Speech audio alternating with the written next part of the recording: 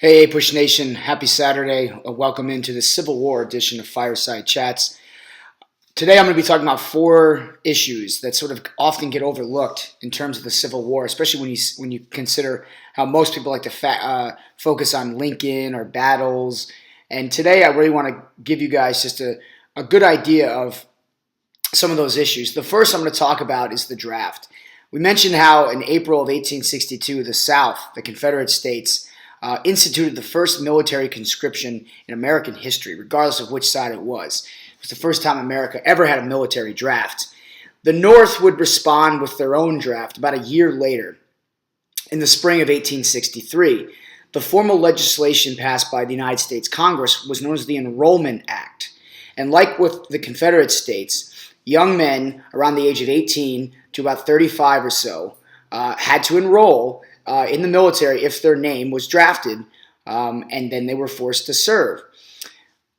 We've already hit kind of the basics of the point of the draft. Both sides were in need of volunteers and in need of men, and the volunteers, as the longer the war went on, started to diminish. So a draft was called for by the United States Congress. Lincoln himself supported the Enrollment Act.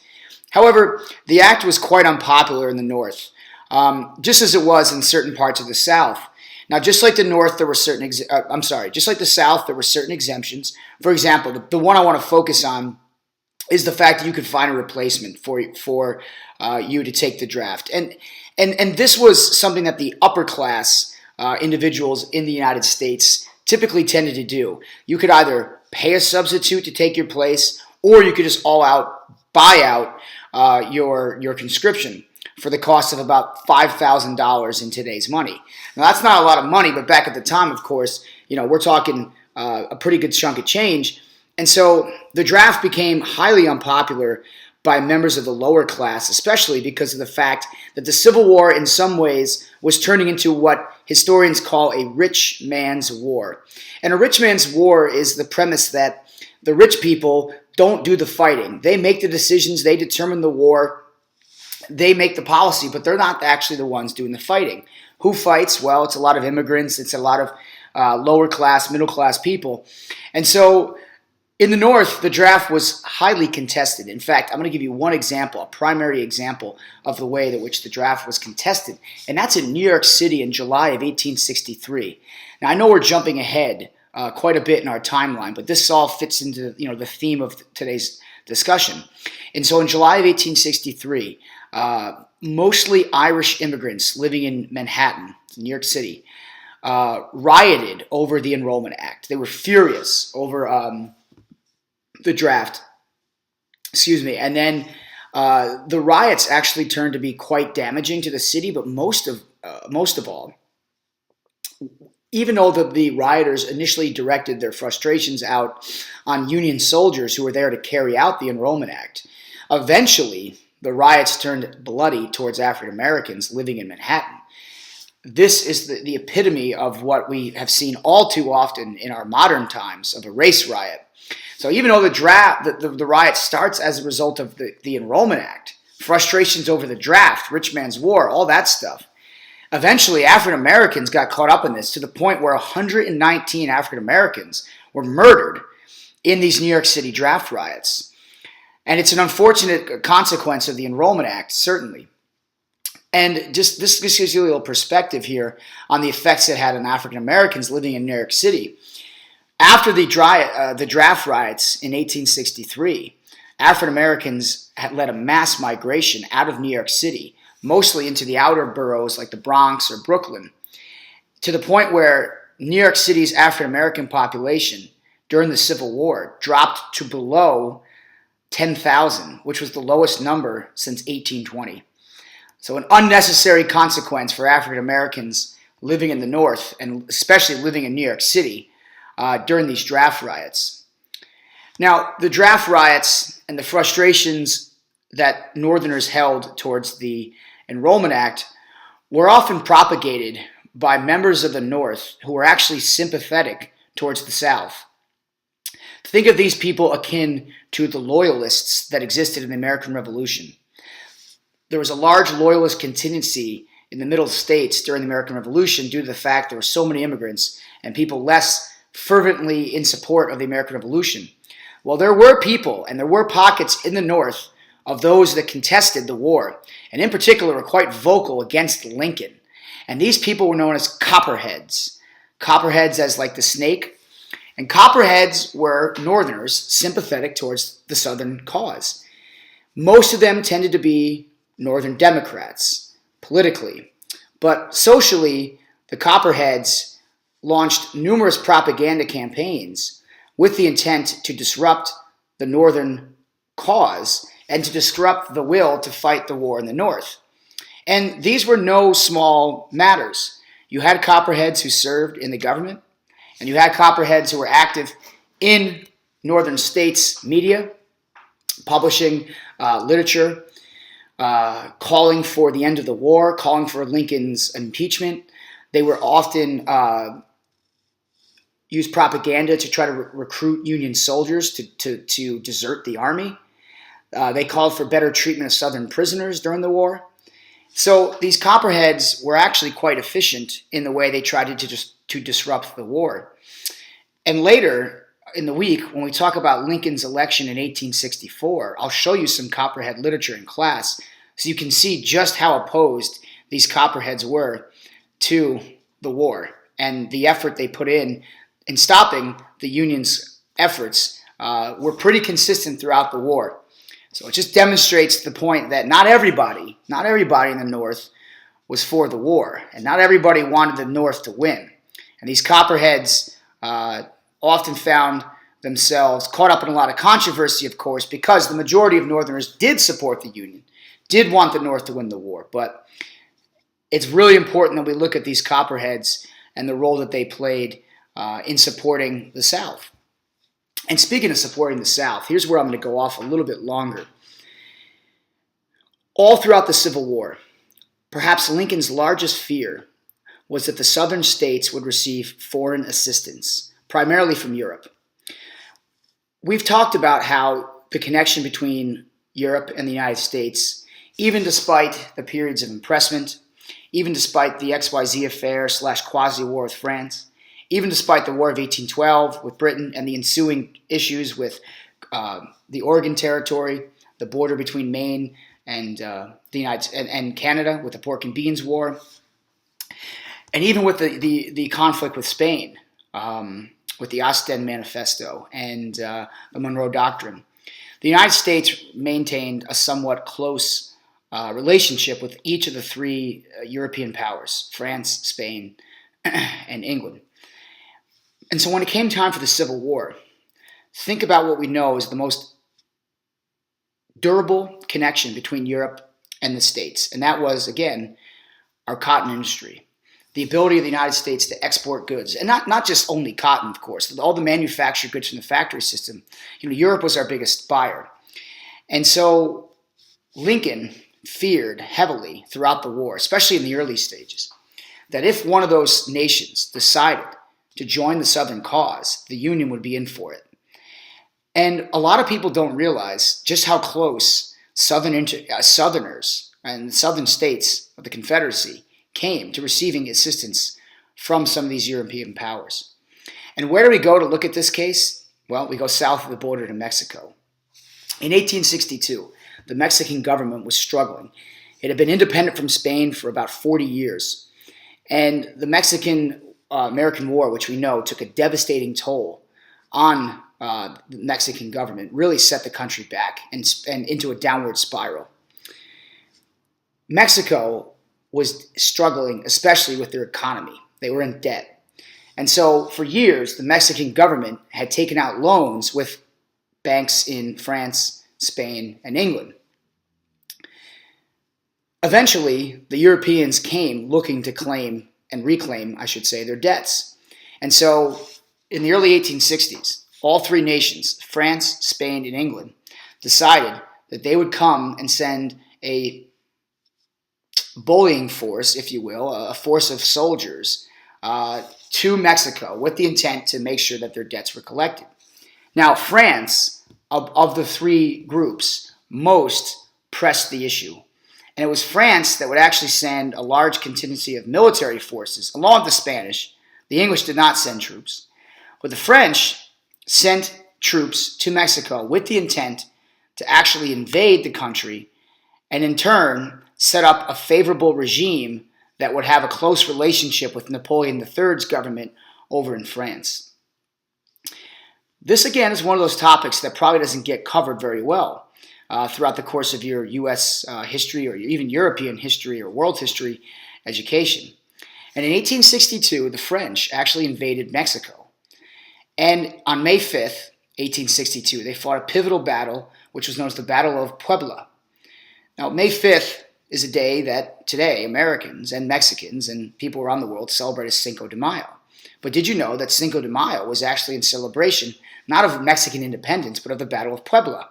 And in this battle, a small Mexican force defeated a much larger French army and claimed victory initially in this little conflict between the Europeans and Mexico. Now, France was not there to leave. France would wind up staying in Mexico and effectively would set up its own puppet regime. But France never conquered Mexico. It never was able to fully conquer Mexico. Now, how does this relate back to the Civil War? Well, as I mentioned, Lincoln's primary fear throughout the war, what most had him trepidatious, was the fact that European influence would come on the side of the South. And the French government, and the British government especially, had close ties to the Southern Confederacy government. They were watching this whole entire episode of Civil War very closely. And some of you are probably wondering why I thought that the British held the Americans in disdain. I thought that Europe looked down upon the United States because of the fact that we had slavery. Yes, that is true. However, the European powers, especially France, believed that if the United States lost and if the Confederate States won, that would give the Europeans a better angle to leverage to set up closer trade ties with the southern states, especially for cotton.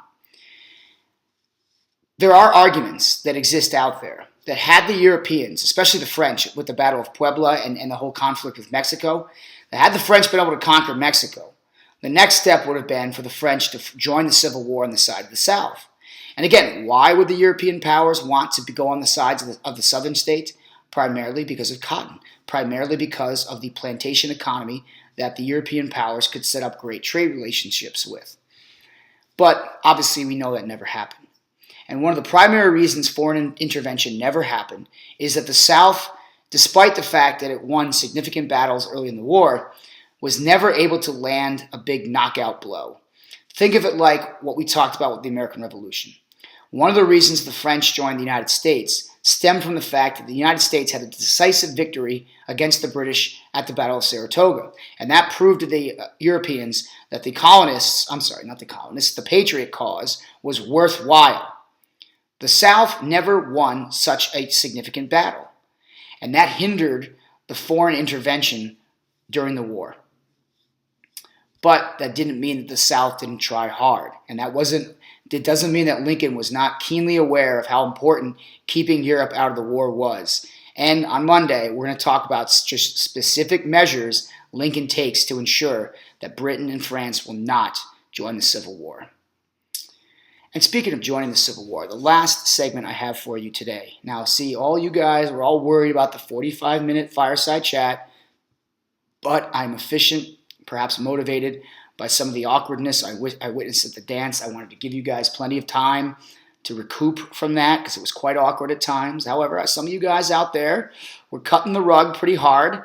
Simon, Messner, Ted, you guys are quite all-stars. I got to give you a shout-out here. And also a big shout-out to people like Fu, Raj, Vijith, Anna, that played such a pivotal role, Parthi, in setting up a lot of the basketball players as well. I hope you guys enjoyed the dance. But anyways, back to business here. Women, what were they up to in the Civil War? Well, think back to where we left off with women's rights, the Seneca Falls Convention, the national conventions that were sprouting up, the role of women in the Transcendentalist movement, and yet still, the majority of women were stuck in that cult of domesticity, the Republican motherhood ideal. The Civil War, however, does, much like the American Revolution did, open the door for women to play an active role in a crisis. So how do women help in the Civil War? Well, let's first start with the Confederate States. Remember, the Confederacy had to start from scratch. They had to build a government from scratch, which meant civil service jobs, new branches of government, post offices. Well, there were no men very few men left to man those posts. And so women stepped up in a big way in the South, primarily in keeping civil service jobs like the post office going. One of the largest percentages of women who actively participated in the Civil War in the South held post office jobs. But not only were women clerical workers, they also tended to the plantations while the men were away. And so women typically ran the plantations. They kept the production of cotton and the farming going while their husbands or brothers or whoever, fathers, were fighting the war. Women also served primarily in the South in producing wartime goods like uniforms, supplies, packaging, mainly just assisting the war wherever they could. In the North, it's very similar. Women also dealt with some clerical jobs. Women also dealt with uniforms and goods and textiles. But in the North, women were even more active than they were in the South. And there is evidence that women played a very tiny but significant role, and that historians estimate some 400 women disguised themselves as Civil War soldiers and fought as women, pretending to be men. And it was only until often they were wounded that the discovery was made. But still, women were not supposed to be fighting, but some 400 women did take up arms and did fight in the Civil War. But the primary job women held, especially in the North, were forming nursing units. Stepping aside from the Civil War briefly, in the 1840s, a brutal war took place on the Eurasian continent, the Crimean War. The Ottomans, the Russians, the British, the French, they were all involved in this war. And a British nurse named Florence Nightingale started nursing units that went out to the front lines and serviced the soldiers, the wounded soldiers, and took care of them. And Florence Nightingale became quite famous for the way that she served the war as a strong, independent woman. And dozens and thousands, I should say thousands, not dozens, thousands of Northern women were inspired by the efforts of female nurses in Europe. And roughly about 20,000 women wound up serving in the Union Army, not necessarily as soldiers, obviously, but as nurses, frontline nurses.